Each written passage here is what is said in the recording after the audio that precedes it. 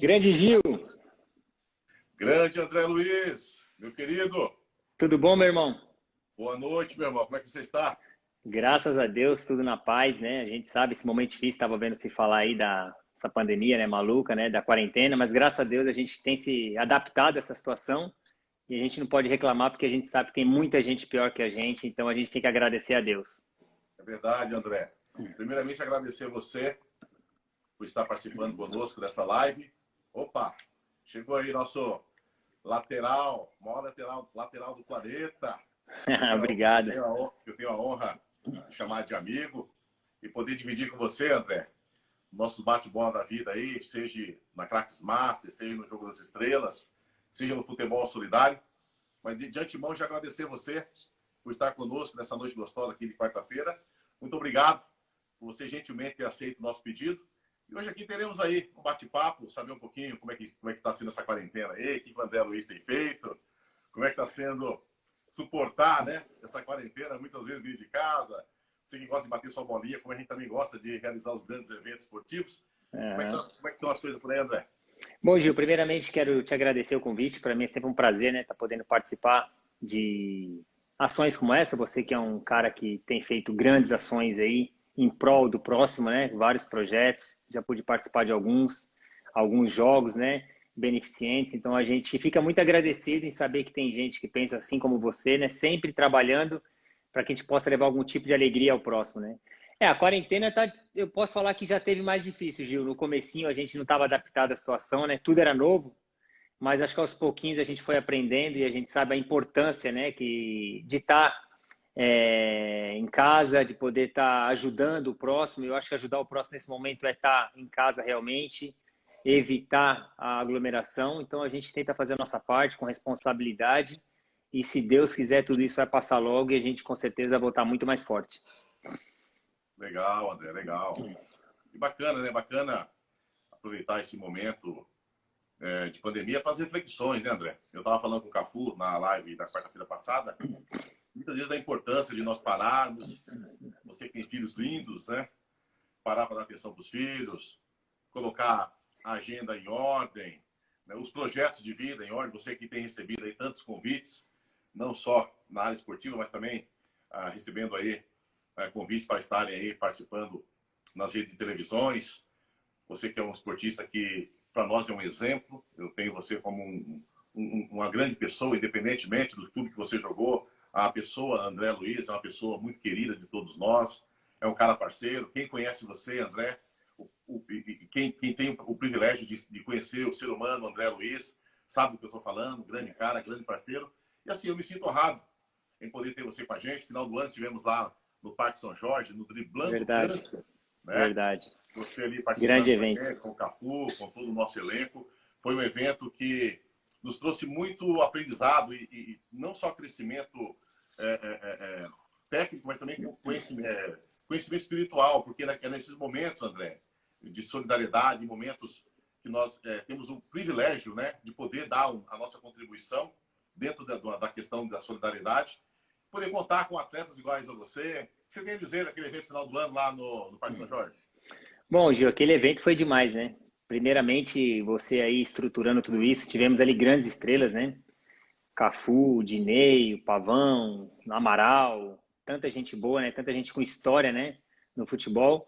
E o melhor ainda, né? Na casa do Corinthians, né? Lá no Parque São Jorge, muita gente. Então, realmente foi algo brilhante. Muita gente ali ficou, realmente todo mundo ficou feliz ali, né? Pela ação feita, né? O objetivo da ação. E isso realmente engrandece a gente e faz com que a gente espiritualmente se sinta muito melhor, né? E como você disse antes, nessa quarentena realmente tem servido para isso, né, Gil? A gente baixar um pouco a bola, né? Baixar um pouco a poeira, ficar em casa um pouco, começar a refletir. Coisas que a gente sabe que precisar fazer, mas que com corre-corre do dia a dia a gente acaba não fazendo. Você é um cara aí que não para também, que está sempre em ação, fazendo as coisas acontecer. E então, acho que esse tempo veio realmente para a gente pôr a mão na consciência, começar a priorizar realmente o que tem valor e coisas que a gente deixa passar às vezes desapercebido, né, por causa da correria, mas realmente serviu muito para mim, está servindo muito para todas as pessoas, como você disse, hoje eu tenho aqui meus filhos aqui comigo, um deles fez até aniversário hoje, o Enzo, né, até mandar um parabéns para ele, tá aqui comigo, foi um dia Opa, maravilhoso. Abração pro Enzo aí, parabéns aí, grande Enzo. Grande Enzo. Então, são momentos que a gente talvez não estaria junto, obviamente estaríamos juntos porque é aniversário, mas talvez não estaríamos fazendo coisas que a gente tem feito, né? Com os nossos filhos, com os nossos amigos próximos. Então, essa quarentena realmente serviu para isso. Tem um lado ruim, que a gente vê muita gente morrendo, mas tem um lado bom que a gente acaba aí priorizando coisas que a gente não dava valor e que realmente tem muito mais valor do que coisas que a gente só queria fazer, né? Então, realmente tem servido para isso, acho que para todo mundo. Legal, o pessoal começou a chegar, André, dizendo aí, André, Gil Santos, André, monstro do nosso futebol. Olha aí, é o pessoal do futebol reto também. Fala, André, grande lateral. Chegando aqui mais recadinhos para nós aqui, olha. O pessoal Edson Domingos lá. Boa noite, André. Boa noite, Gil Santos. Parabéns pelo seu filho. Ó, o pessoal mandando um abração pro Enzo aí. Obrigado. O pessoal está interagindo com a gente. O Jonas, chegando por aqui também, o Jonas. Lá do Rio é o Jonas do Rio de Janeiro, Jonas Andrade, grande parceiro lá do Rio. Oi, Gil. O pessoal também aí. Do Inova Almeida.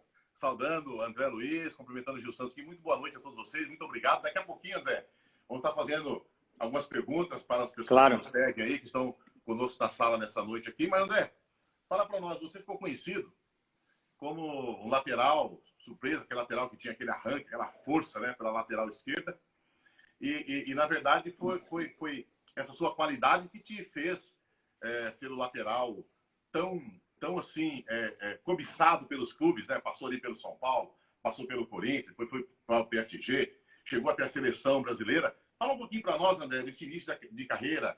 Como se tornou, como se tornar um jogador da qualidade de André Luiz? Bom, Gil, eu sempre fui meia, a minha vida inteira. Sempre fui meia. Cheguei no São Paulo infantil, fiquei lá por 5 anos na base, infantil, juvenil, júniores, aspirante, sempre jogando de meia. No meu último ano, em 93, disputando a Taça São Paulo pelo São Paulo, o Márcio Araújo perguntou para mim se eu não queria testar de jogar de lateral esquerda, até porque tinha muitos meias de qualidade e a concorrência era muito grande. Eu falei, não, professor, estou pronto, se precisar. Sendo pelo lado esquerdo, para mim não vai ter problema. Então, tive que adaptar alguma coisa, porque o meia prioriza muito mais a parte ofensiva, né? Então, como lateral, você tem que realmente se preocupar um pouco com a parte defensiva, mas ao mesmo tempo apoiar, porque é o jogador surpresa. E graças a Deus deu tudo certo naquele ano de 93, somos campeões da Taça São Paulo. E o Tele Santana, que estava sempre de olho nos jogadores do Júnior, do aspirante, gostou da minha postura como lateral, viu que eu tinha condições de atacar o tempo todo, tinha força e ao mesmo tempo tinha aprendido a defender de forma eficiente. E aí surgiu a oportunidade em 93, já depois da Taça São Paulo, fui convocado para a seleção pré-olímpica, por causa da boa performance que eu tive na Taça São Paulo junto com todo o grupo de São Paulo. E voltando da seleção, já recebi a oportunidade de jogar no profissional porque o Ronaldo Luiz, que era o titular da época, se machucou. E o Luiz Adriano, que era o reserva imediato, teve um problema de disciplina. E com o Tele, todo mundo sabe que não dá para ter problema de disciplina. Luiz Adriano, trabalhoso, Luiz Adriano. E isso aí eu recebi a oportunidade de jogar e o Tele me deu toda a força, né? Tive a felicidade de entrar no time que tinha Cafu, Miller, Zete, Palinha, Ronaldão, Valber, Toninho Cerezo, Leonardo, Raí. Então, quer dizer, era um time formado. Isso era uma seleção, hein, André? Era uma seleção, Gil, era impressionante. Desse time aí tinham 9 jogadores servindo a seleção, 9. Então, para mim, eu tive realmente só que fazer aquilo que eu tinha feito anteriormente na Taça São Paulo e com certeza tudo daria certo. Então, para mim, eu tive essa facilidade de jogar de meia e tive o sucesso que tive justamente por ter jogado de meia toda a minha base. E aí, voltando a jogar a lateral, eu pude rapidamente me adaptar ao sistema defensivo, mas sempre priorizava a parte ofensiva, porque o Tele pedia para que eu e o Cafu apoiassem ao mesmo tempo. Não teria problema, porque nós tínhamos o Dinho e o Pintado que faziam as coberturas. Então, era muito importante a força ofensiva pelos flancos do campo, né? Até porque o meio era muito congestionado. Então, acho que por isso eu acabei dando muito certo. Não vamos falar que a época era fácil jogar futebol, porque trabalhar com o professor saudoso Tele Santana não era fácil, né, André? Recentemente eu ouvi o Palinha dar uma entrevista, e o Palinha falou exatamente isso, porque na era Tele Santana, a bola é a bola que corria, né? O Palinha até brincou assim, hoje, infelizmente, o Gil, tem muitos jogadores que não sabem se a bola é redonda ou quadrada. Ele quis dizer, se trabalha-se muito pouco com a bola. Não estou eu aqui fazendo críticas, não, o André. É que assim, essa nova metodologia do futebol, nós respeitamos todas as metodologias, todas as formas de trabalho, de todos os técnicos. Você pega, por exemplo, o Jorge Jesus chegou em Portugal, pegou o Flamengo, com as peças que ele tinha no Flamengo, do Flamengo, ele adotou o sistema de trabalho e fez o Flamengo jogar da forma com que ele achava que tinha que ser. O Flamengo começou a conquistar títulos e títulos, e você, que é conhecedor da matéria, pode observar melhor até do que eu isso. Mas o que eu quero dizer, André, na época do Tele Santana, na tua época, na época do Cafu, Miller e outros grandes jogadores, Balinha e outros grandes jogadores que tiveram essa oportunidade de ter um técnico igual o Tele Santana, realmente foram privilegiados, né? Quisera hoje no futebol atual, André, levantar técnicos, né? Aparecer técnicos aí com a qualidade do Tele, porque o Tele, você sabe, ele não trabalhava só com a bola, ele trabalhava psicológico. Ele queria saber o que o André Luiz comeu à noite, se ele dormiu, se ele não dormiu. Ele cuidava realmente do jogador, não é isso? Gil, o Tele Santana realmente, para quem passou por ele, com ele, como treinador, realmente é um privilegiado, né? E você pode fazer essa pergunta para todos que passaram com ele, vão dizer a mesma coisa. O Tele, ele era um cara super profissional, na acepção da palavra. O Tele era um paizão para os mais jovens, né? Eu, Pavão, Denilson, Caio, Jameli, toda essa base que subiu, ele cuidava como se fosse um pai. E naquela época se priorizava o jogador inteligente, como você falou do Palinha, né? O Palinha muitas vezes e o Miller não tocava na bola, não é que era um toque, eles não tocavam na bola. Fazia o corta-luz, pela movimentação deles, já se criava uma jogada. Hoje o jogador quer correr com a bola. Hoje se prioriza a parte física. É verdade que a parte física é importante? Sim, é importante em todos os esportes. Mas não pode ser mais importante do que o intelecto, do que o talento, do que a qualidade técnica do jogador. Então, naquela época, se priorizava muito isso. Você pode ver que o São Paulo de 93, 92, é o que joga os times da Europa hoje de ponta, Barcelona, Real Madrid, jogava daquela forma. Nós fizemos isso há 27 anos atrás. Triangulação, aproximação, 2 toques na bola, muita movimentação. E hoje o futebol brasileiro tem caído muito e tem perdido muito espaço justamente por isso. O jogador quer correr com a bola. O jogador acha que a parte física vai ser a coisa mais importante e vai decidir o jogo. Então, quer dizer, todo mundo está bem fisicamente. E aí você pega um time como o Flamengo, como você disse, que tem jogadores importantes, jogadores com talento, e você pega um treinador que prioriza isso, que tenta fazer o jogador jogar o mínimo possível com a bola, onde haja muita movimentação, muita circulação. O Flamengo tem ganhado de todos os times com os pés nas costas. Então, realmente mudou muito. O Brasil, ele retrocedeu.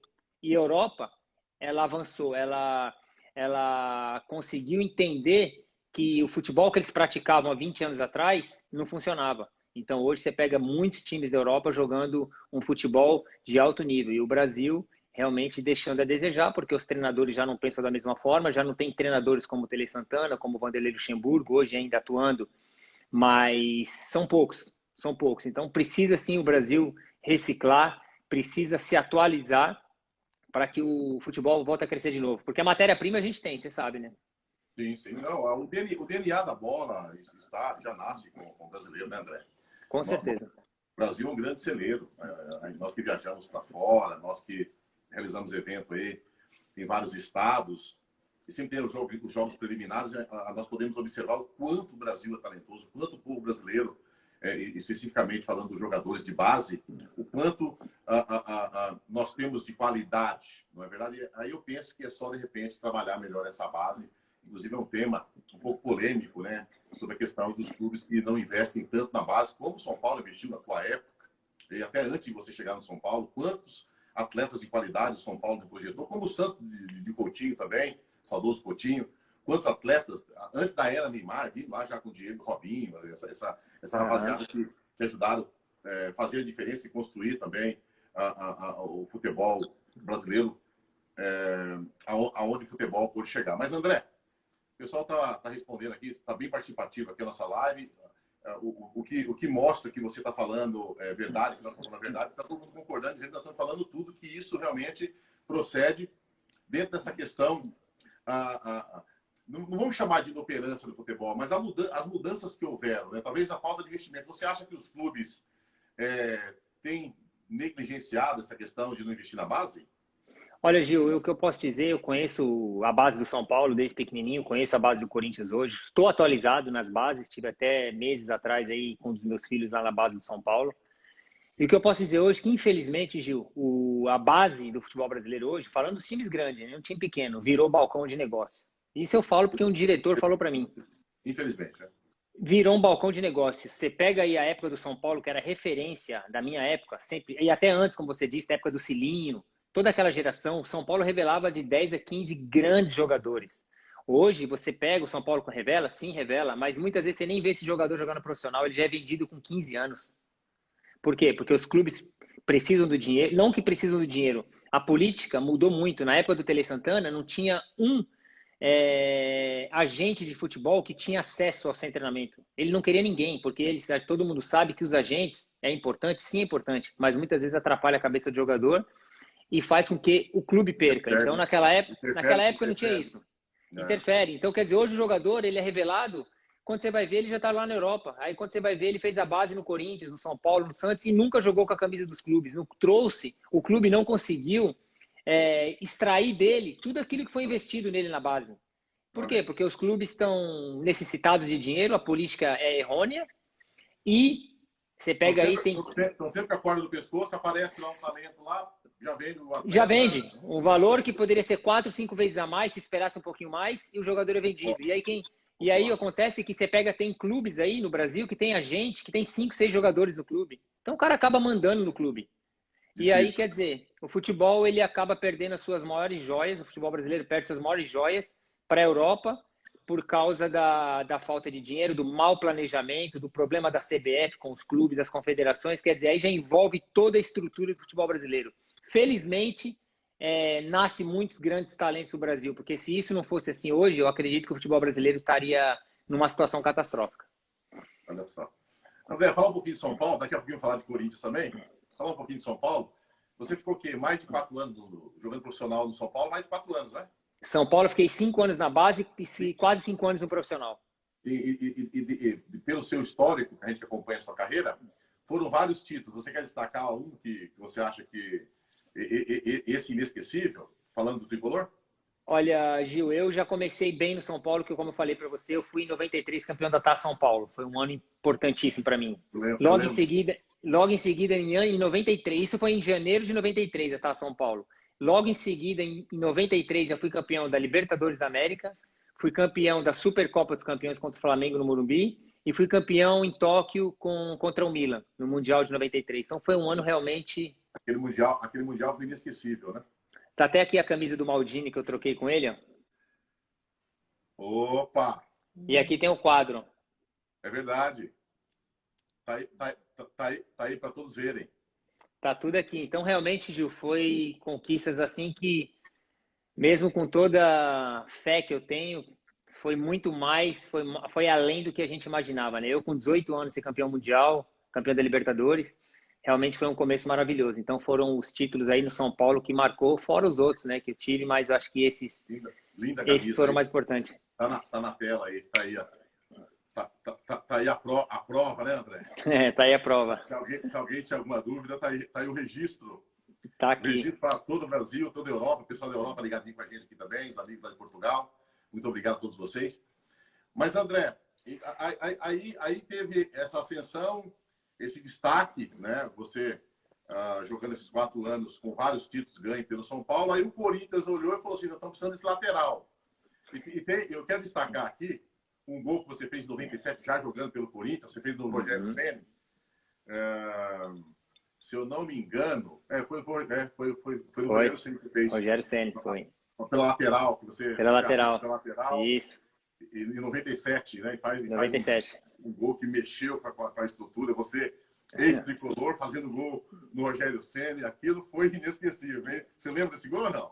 Claro que lembro, inesquecível. Você fazer um gol do título já é uma coisa que você nunca mais esquece. E fazendo esse gol pelo Corinthians, que é o meu time de coração, realmente é inesquecível, né? Foi meu primeiro jogo contra o São Paulo. E eu só saí do São Paulo, é verdade, porque teve um problema com o Parreira quando ele chegou, né?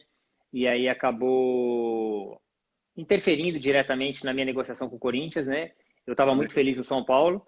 E aí quando eu fiquei sabendo por meio do meu empresário, Gilmar Veloz, que o Corinthians tinha interesse em mim, a Excel, que tinha naquele momento lá adquirido o Corinthians, eu falei, nossa, seria um sonho, né?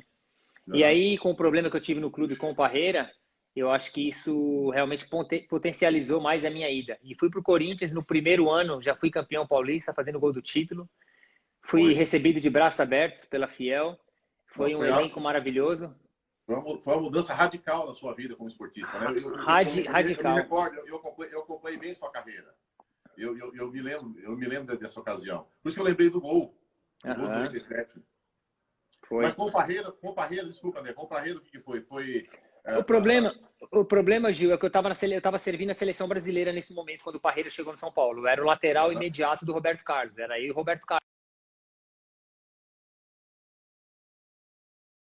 Tanto é que depois acabaram comparando você com o Roberto Carlos. Teve uma época não é disputa, a gente chama de disputa sadia. Sadia. Você estava numa crescente, numa Muito evolução grande. tamanha, que acabou gerando uma disputa. Você lembra disso ou não? Lembro, praticamente lembro. O Roberto Carlos jogando muita bola na Parmalat no Palmeiras, eu jogando muita bola no São Paulo, e nós éramos convocados direto no lateral. Aí quando o Parreira Isso. chega, ele fala para mim: olha, André, eu vou colocar o Serginho de lateral esquerdo, que é um grande jogador. Vou colocar você de meia esquerda e vou colocar o Denilson de ponta esquerda para fazer esse triângulo aí pelo lado esquerdo. Não é nada mal, né? Difícil jogar desse jeito, né? Difícil. Então, não é nada. Eu falei, professor, não é nada mal. Para mim é um privilégio estar jogando de 10 no São Paulo. Porém, o Zagallo me disse na seleção que se eu mudasse posição, eu ia perder espaço, porque o Brasil tinha outros grandes laterais naquela época. Então era importante para mim estar atuando como lateral, porque eu era o titular ou o reserva imediato do Roberto Carlos. E ele falou: seria importante você conversar com o Parreira para que ele possa entender a tua situação e se é o que você quer, obviamente. Eu falei: não, eu quero servir a seleção, lógico. E aí conversei com o Parreira numa boa, ele falou: eu entendo a sua posição, já fui treinador da seleção, só que eu tenho que pensar no clube agora. Eu falei: não, óbvio, eu penso no clube e tudo, só que eu também não posso ser prejudicado nesse momento. Ele falou: não, então a gente tem que resolver, porque é assim que eu vou querer. Eu falei: então, professor, então realmente vai ficar difícil. E aí eu fiquei sabendo do interesse do Corinthians, né? E aí foi quando todo mundo sentou na mesa e resolveram me vender, porque para não criar um problema e até para não me desvalorizar também. E por outro lado, eu poder estar continuar disputando a seleção com o Roberto Carlos e jogando num clube como o Corinthians também é uma grandeza. Então foi essa a minha saída. E graças a Deus tudo aconteceu da melhor forma possível, né? Então fui para o Corinthians, fui muito bem recebido, fui campeão, joguei 3 anos lá. E então, quer dizer, tudo aconteceu assim da forma correta, mesmo que não seria esse o primeiro pensamento de deixar o São Paulo daquela forma, né? Mas acabou acontecendo dessa forma. Se bem que quando você deixou São Paulo, né, aquele green time, aquele mega time do Tricolor, voando, né? O time tava redondinho. Você chegou também no Corinthians, o Corinthians também, que eu me recordo, tava com um belo do elenco, hein, André?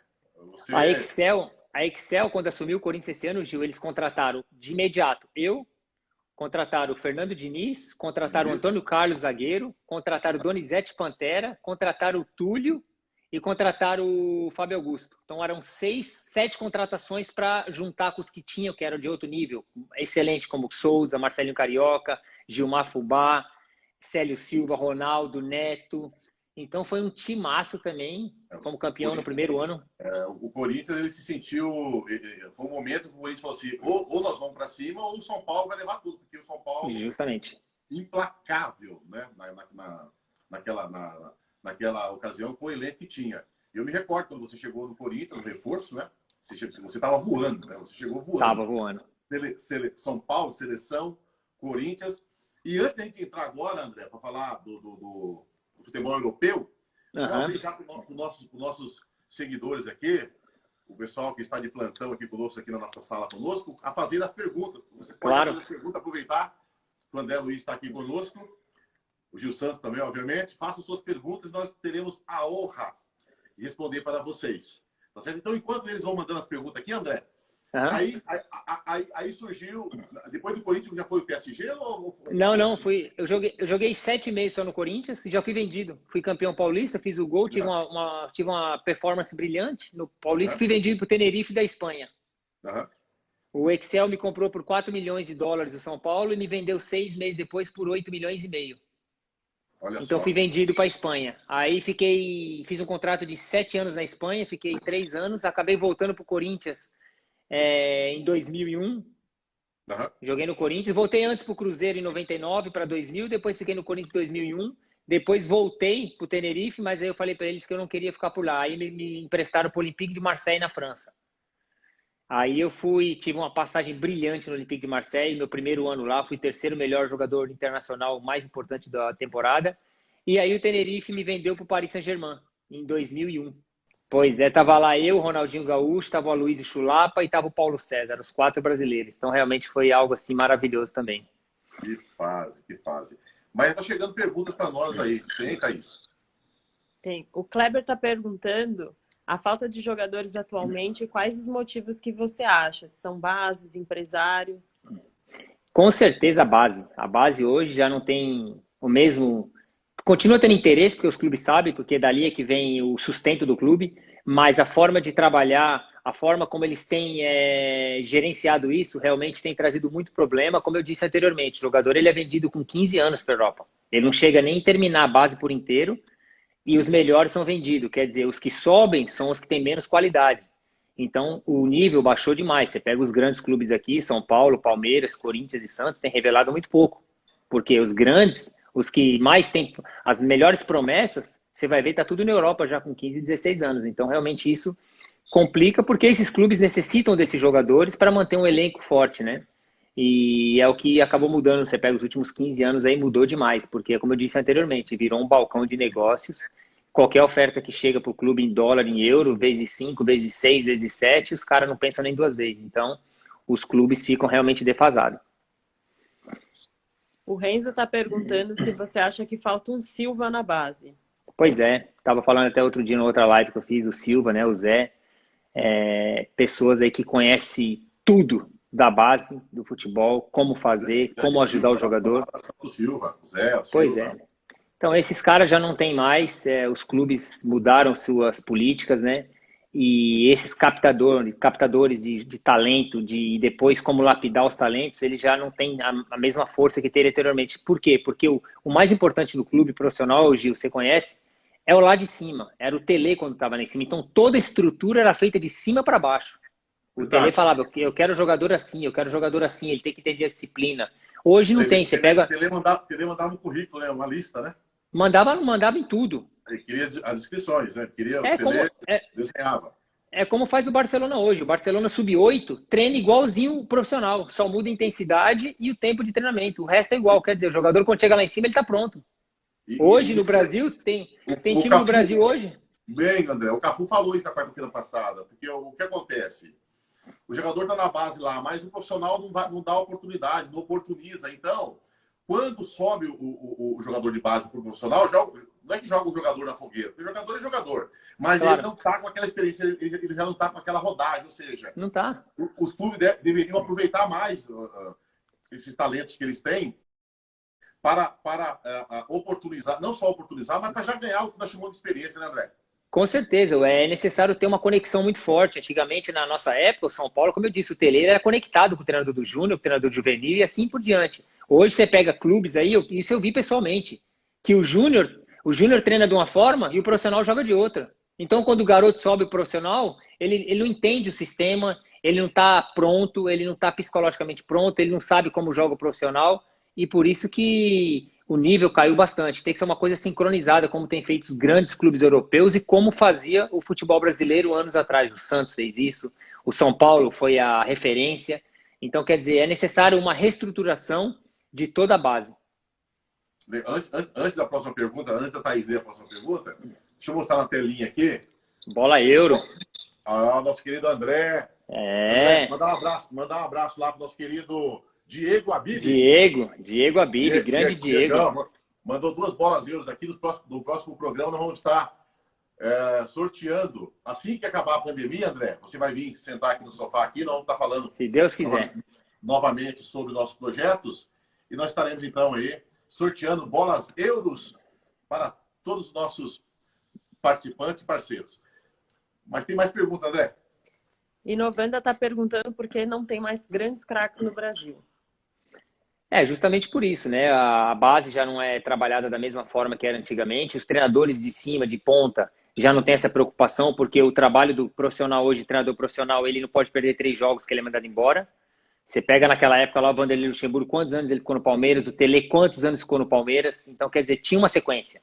Hoje não, o treinador quando é contratado profissional, ele quer simplesmente livrar a pele dele, ele sabe que ele não pode perder jogo, então ele não tá nem aí com a base, se tem jogador importante na base, se tem jogador que foi bem na Taça São Paulo, que tem condições de entrar no elenco profissional, ele não quer arriscar nada, porque se ele arrisca, ele perde o emprego. Então ficou uma coisa muito imediatista. Então tem que se rever tudo isso. O treinador tem que ter mais respaldo, tem que ter mais proteção do clube para que ele possa aos poucos ir colocando jogadores novos, mesclando com os que já estão no profissional para fazer essa mescla que o Tele fez. A gente tinha 2 times, o São Paulo tinha o profissional e o time expressinho. Tamanho era o número de jogadores. Então quer dizer, porque o Tele sabia gerenciar tudo isso, ele tinha o poder na mão, então ele fazia as coisas acontecer da forma correta. Hoje não, hoje você pega aí os clubes, são muito poucos clubes que o treinador fica em 1 ano. Então o treinador não quer arriscar, não quer pôr um jogador da base e correr o risco de perder jogos, não ter dado tempo suficiente para esse jogador se adaptar, porque ele sabe que é mandado embora em poucos jogos em caso de derrotas. Bom, antes de fazermos a outra pergunta, Ana Paula fala sobre o futebol como inclusão social.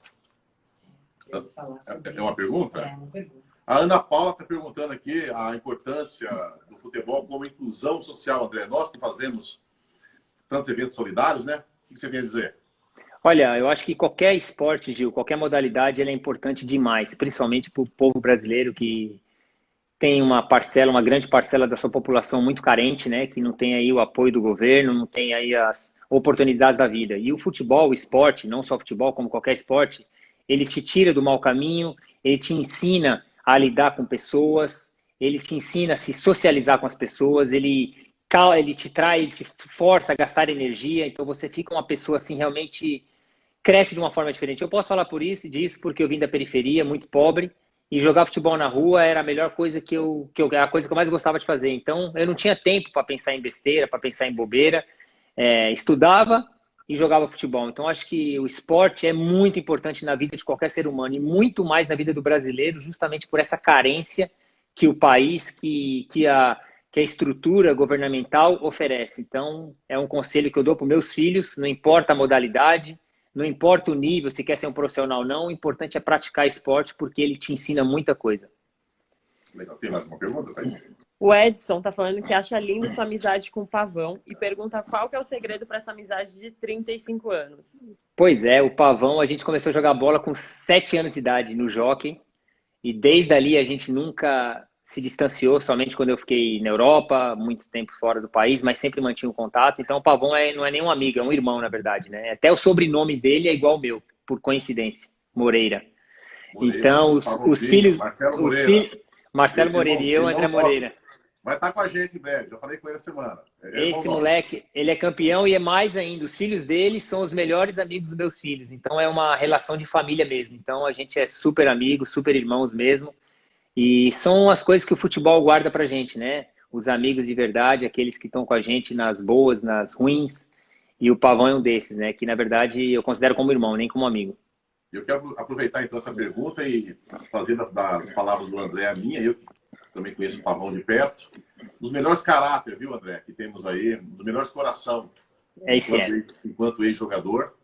Se o Pavão estiver nos assistindo, se a família estiver nos assistindo, Pavão, um beijo no teu coração. Você sabe o quanto eu te considero. Não só como presidente da Craques Master, que ao longo desses 10 anos, poucos jogos, André, o Pavão faltou em um dos nossos jogos. A não ser quando tinha os jogos que ele faz, os jogos também, né? Os jogos beneficentes que ele sempre está fazendo aí. Diga-se de passagem, muito bem organizado por ele. Mas o Pavão é isso. O Pavão é só coração, o Pavão é amigo, é parceiro, é um cara de verdade. Então eu registro aqui. E fora que joga muito ainda, né, Gil? Oi? Ainda joga muito ainda, né? Mas, rapaz, eu vou dizer para você, tem espaço e muito time aí, hein? Pois é, cara. O cara, além de ser gente boa demais, joga demais ainda. Nossa, nós estamos bem. Nós temos o André Luiz na lateral esquerda. Olha como eu me sinto privilegiado, André. Eu tenho você na lateral esquerda. Eu tenho o Pavão na direita, você quer mais o quê? Pois é, tá completo. Meu querido, falando um pouquinho de futebol internacional, você sabe, eu tenho alguns atletas, né? Nós agenciamos alguns atletas que estão ali em Portugal. E muitas das vezes o sonho é mais da família do que do próprio atleta, né, André? Às vezes o pai quer que o filho se torne jogador de futebol, a mãe quer que o filho se torne jogador de futebol, e aquela coisa do filho ter que se tornar jogador de futebol a todo preço, a todo custo. O que você tem? Você que jogou lá fora, você sabe da adaptação, o que você tem que dizer para esse atleta que está iniciando, que está nos ouvindo, que está nos assistindo e sonha em ser um jogador de futebol de alto nível?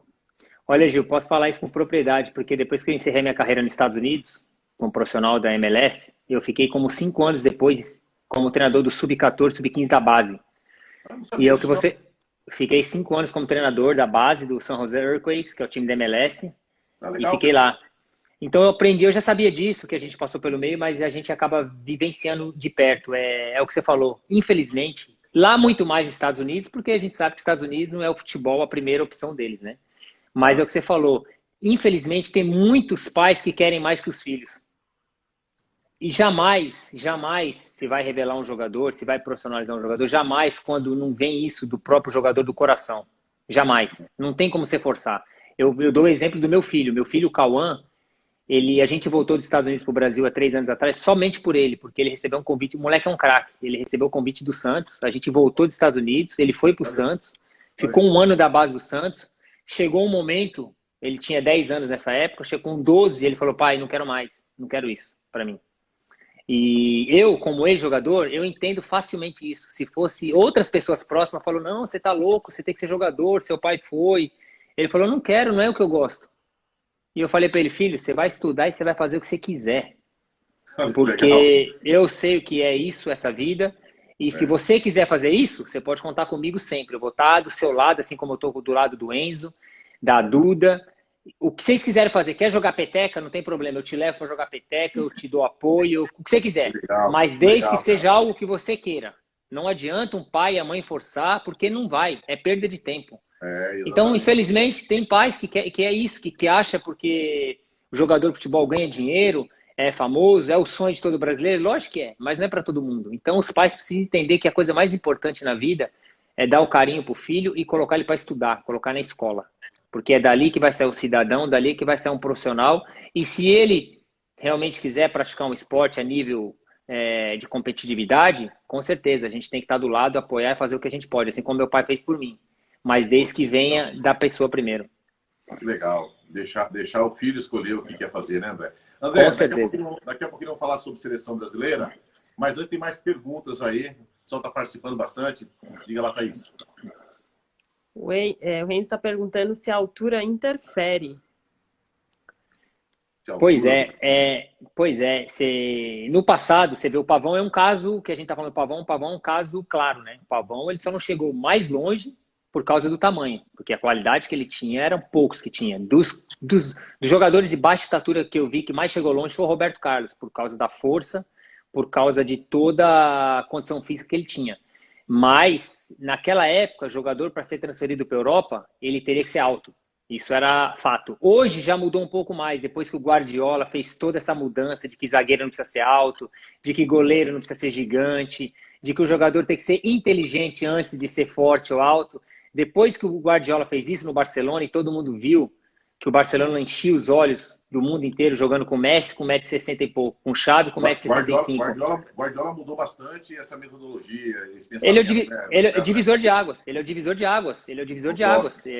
Quer dizer, o futebol não tem tamanho, não tem altura. O jogador tem que ser inteligente, porque o que faz você ser diferente é o talento, é o pensamento, é você pensar na frente do próximo, né? Então o Guardiola fez isso e deu certo. Antigamente você pegava na Inglaterra, o Peter Crouch tinha 1,98 m. Como é que um cara vai ser ágil com 1,98 m?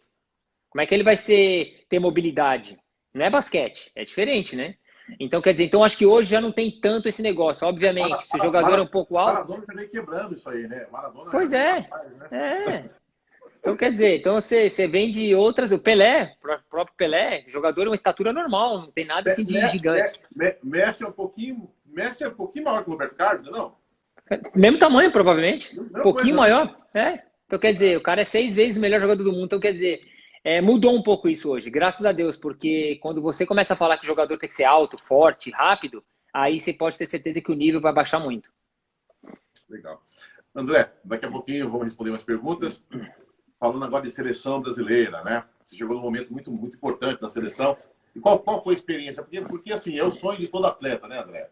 Ele inicia na carreira como jogador, passa por grandes clubes, mas às vezes o cara é um bom atleta, está num grande clube, mas não é convocado. E aí ele passa a carreira toda dele frustrado porque não passou pela seleção brasileira. Tem isso, não tem?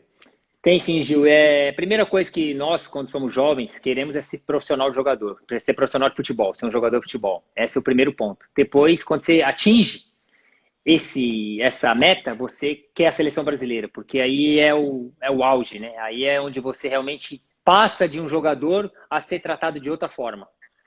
E é para poucos. Simplesmente, como a gente disse antes, o Brasil é um celeiro de jogador. Então, você vai estar competindo com jogadores de altíssimo nível. Quando você atinge isso, você se sente realizado. E ainda mais em gerações passadas, né, que o nível era muito alto. Eu, por exemplo, eu me sinto privilegiado porque na seleção eu compartilhei momentos com Romário, com Ronaldinho Gaúcho, com Ronaldo Fenômeno, com Roberto Carlos, com Aldair, com Rivaldo, com Miller, com Leonardo. Quer dizer, uma geração brilhante. Então, isso para mim foi algo muito importante, né? Então, a seleção brasileira é o objetivo maior. Só que tem que ser uma junção de coisas acontecer para que você possa chegar, porque realmente a seleção brasileira sempre vai ser algo muito concorrido. Mas sempre é o objetivo máximo, né, de um jogador de futebol brasileiro. Legal, muito bacana. Mas, André, falando agora um pouquinho sobre nossos projetos, assim que acabar essa pandemia, aqui no nosso painel está escrito Entre Craques. Nós vamos estar lançando o programa Entre Craques. Craques na área da literatura, craques na área da saúde, craques na área do entretenimento e, claro, craques também do futebol. Então, o sofá da minha casa aqui, né, nós montamos aqui um estúdio, preparamos aqui um ambiente bem gostoso para receber os nossos convidados, nossos amigos. E também, recentemente, nós lançamos um projeto chamado Driblando a Fome. Você participou lá no Parque São Jorge do Driblando o Câncer. Demais. Agora nós vamos driblar a fome. Né? É um projeto onde nós estamos arrecadando, já estamos atuantes. Estamos arrecadando alimentos, André, para as famílias carentes, que infelizmente nós temos muitas pessoas que passam necessidade.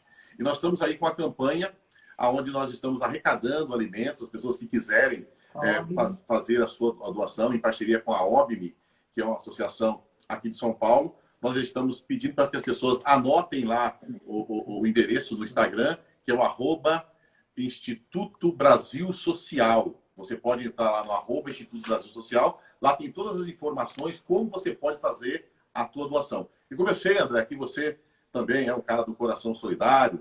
Milene Domingos está sempre aí também nos apoiando. Milene sempre fazendo os vídeos, postando. Sempre nós pedimos. Recentemente nós fizemos uma ação lá em Jundiaí e a Milene fez um vídeo. Acho que eu até falei contigo aí. A Milene fez um vídeo solicitando, pedindo para que as pessoas participassem e contribuíssem com um quilo de alimento não perecível. Arrecadamos 3 toneladas, André. Quero registrar aqui. Agradecer a todos vocês, ex-atletas, você que é meu parceiraço, sempre junto comigo aí, também sempre me apoiando. Agora nós estamos com essa campanha Driblando a Fome. E assim que acabar a pandemia, eu acredito que até o final do ano vamos fazer, André, pegar um estádio aí, vamos estar fazendo esse jogo, vamos driblar a fome e arrecadar toneladas de alimento não perecível à nossa população, ao nosso povo que precisa. Olha, Gil, como você falou, né, eu oro a Deus todos os dias, todas as noites, né, pedindo para que Deus realmente possa ajudar, né, o ser humano nesse momento, a humanidade a sair dessa pandemia. Eu tenho certeza que vai passar, não vai demorar muito, vai passar. E a gente precisa realmente voltar à vida normal, né, porque a gente precisa de você, precisa de mim, precisa de outros atletas, pessoas assim que estão prontos, né, em ajudar o próximo, né. Você tem feito grandes eventos, alguns que eu não participei porque eu não estava no Brasil, mas sempre ouvi falar de você, o Pavão mesmo falava. Então a gente precisa disso, essa retomada. O Brasil já é um país pobre, que as pessoas passam fome na normalidade, ainda mais agora, depois dessa pandemia, realmente a pancada vai ser grande e vai ser muito importante todas essas ações sociais que você faz, outras pessoas fazem, porque tudo que a gente puder arrecadar, que a gente puder fazer para o próximo vai ser necessário, porque o povo vai estar realmente numa situação difícil. Difícil sempre teve, mas já está numa situação que acredito que em alguns casos entre vida e morte. Então é importante a gente fazer esses eventos, isso engrandece a gente, enche o nosso coração de paz, né? Porque os eventos que eu participei com você, a gente viu aí tudo que foi arrecadado, a gente realmente fica muito feliz, porque é um pouquinho que a gente pode fazer. E isso não é nenhuma ajuda, é uma obrigação nossa, de poder estar nos colocando à disposição para ir jogar, para ir fazer qualquer tipo de evento, para poder arrecadar alimento para as pessoas que precisam. Maravilha, maravilha. Então, essa é a nossa missão, né? Me sinto honrado, André. E falo para você, me sinto honrado em poder contar com ex-atleta do teu calibre, do teu gabarito, com o teu currículo. Eu me sinto, assim, realmente privilegiado em poder dar a minha contribuição, de uma forma com que nós possamos alcançar o nosso próximo com algum benefício. E qual é esse benefício?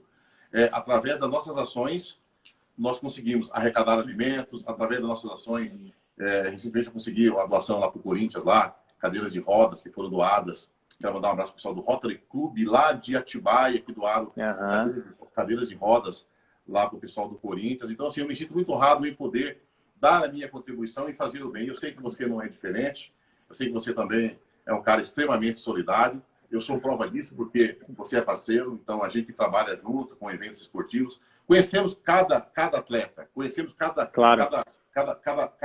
personalidade, cada pessoa no particular, no nosso caso, que convivemos com você. Mas muitas das vezes a pessoa que está do outro lado não conhece a figura André Luiz. Então eu estou dizendo para você que está assistindo.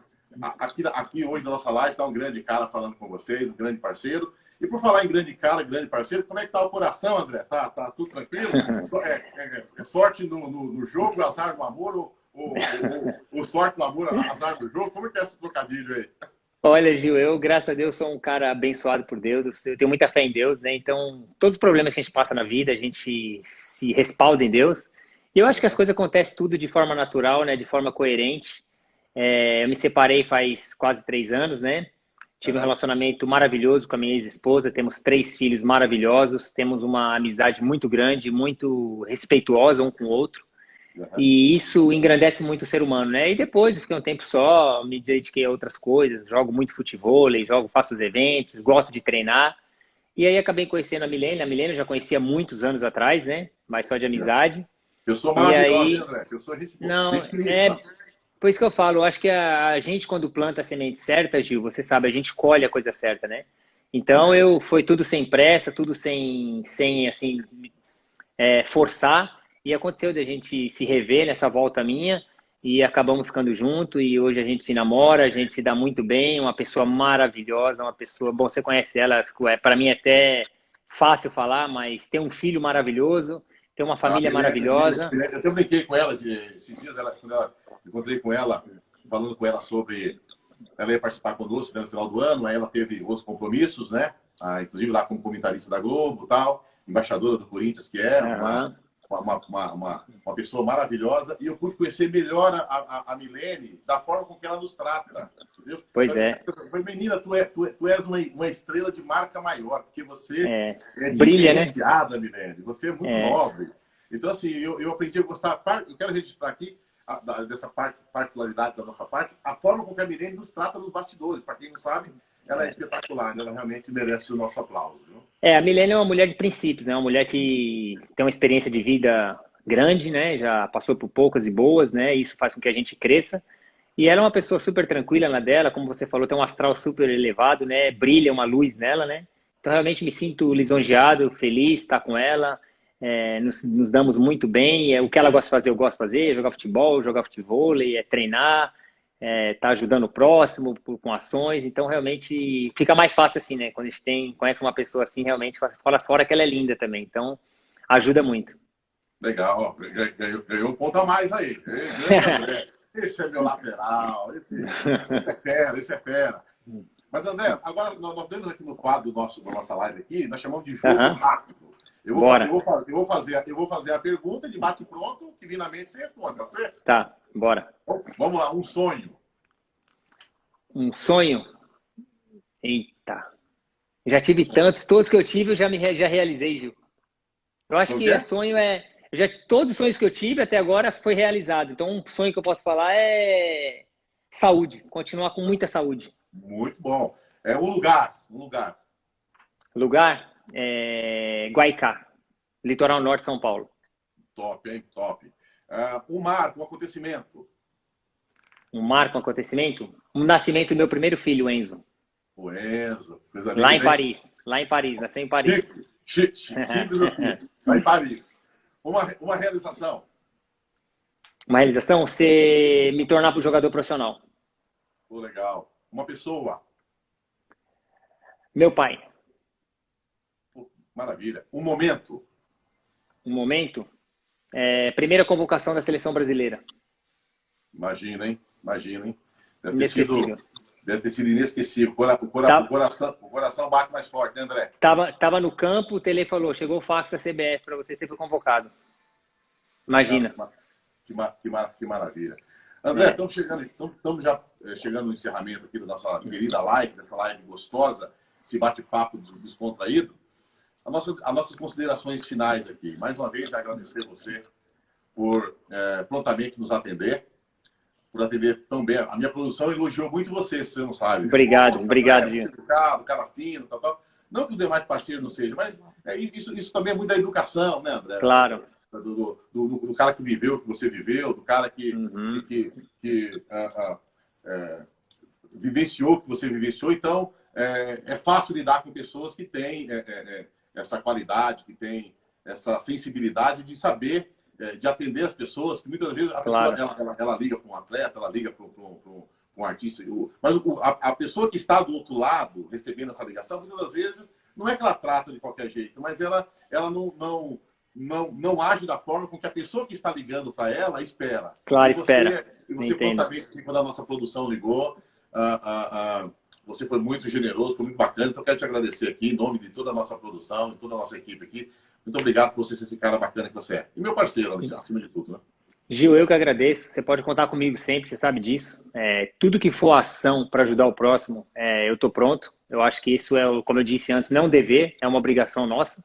Ainda mais no país que a gente vive, onde as pessoas estão muito necessitadas. Então, você sabe que comigo você pode contar e quando tem futebol no meio, tem bola, você sabe que a vontade aumenta mais ainda. Então, conta comigo aí, precisar, as ações aí, a gente vai onde tiver que ir, para que a gente possa aí ajudar o próximo. Legal, André. Mais uma vez, te agradecer. Quero deixar o recado aqui que essa nossa live vai estar salva, não salvar essa live, vamos subir ela para o Facebook daqui a pouquinho. A Thaísa vai colocar lá no Facebook, lá para que todos possam ter, então, acesso aí. Os que chegaram, que estão chegando agora, que não pegaram a nossa entrevista, a nossa conversa na íntegra, poderá, então, acessar pelo Facebook. E lembrando que no próximo mês vamos estar no YouTube com o programa Entre Craques, lá no canal Entre Craques, show de bola. Já vou me inscrever lá. E André Luiz vai voltar com a gente aqui para a gente bater esse papo aqui e fazer, então, esse bate-bola novamente. Tá certo?